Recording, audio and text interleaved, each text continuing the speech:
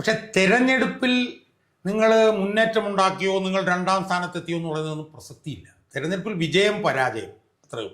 അല്ലാതെ നിങ്ങൾ വോട്ട് കൂട്ടി ശരിയാണ്, സീറ്റ് കൂട്ടി ശരിയാണ്.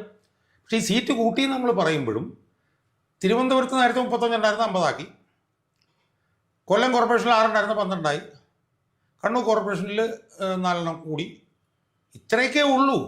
ഞാൻ പറഞ്ഞതെന്ന് വെച്ചാൽ ഇപ്പോൾ Thiruvananthapuram corporation, Thrissur corporation, Ernakulam corporation. നമ്മളിത് പറയുമ്പോഴും തൃശ്ശൂരിലൊരു കോർപ്പറേഷനുണ്ട്. നമ്മളിപ്പോൾ 1ാം സ്ഥാനത്തെത്തിയ മണ്ഡലങ്ങളുടെ കാര്യം, 2ാം സ്ഥാനത്തെത്തിയ മണ്ഡലങ്ങളുടെ കാര്യം പറഞ്ഞു. തൃശ്ശൂർ ഒരു ലോക്സഭ ജയിച്ചതാണ്, അവിടെ 3ാം സ്ഥാനത്താണ് ഇപ്പോൾ പോയത്. പിന്നെ കോഴിക്കോട് കോർപ്പറേഷനിലും സിഗ്നിഫിക്കൻ്റ് ആയിട്ടുള്ള അങ്ങനെ ഗെയിൻ ഉണ്ടാക്കാൻ പറ്റിയില്ല. അപ്പം നിങ്ങൾ മുന്നോട്ടാണോ എന്ന് ചോദിച്ചാൽ, നിങ്ങൾ മുന്നോട്ടാകുന്നതിൻ്റെ അൾട്ടിമേറ്റ് റിസൾട്ട് എന്താണ്? അൾട്ടിമേറ്റ് റിസൾട്ട് എന്ന് നമുക്ക് ഭരണം കിട്ടുക എന്നുള്ളതാണ്. ഇപ്പോൾ തിരുവനന്തപുരത്ത് നിങ്ങൾക്ക് ഭരണം കിട്ടി.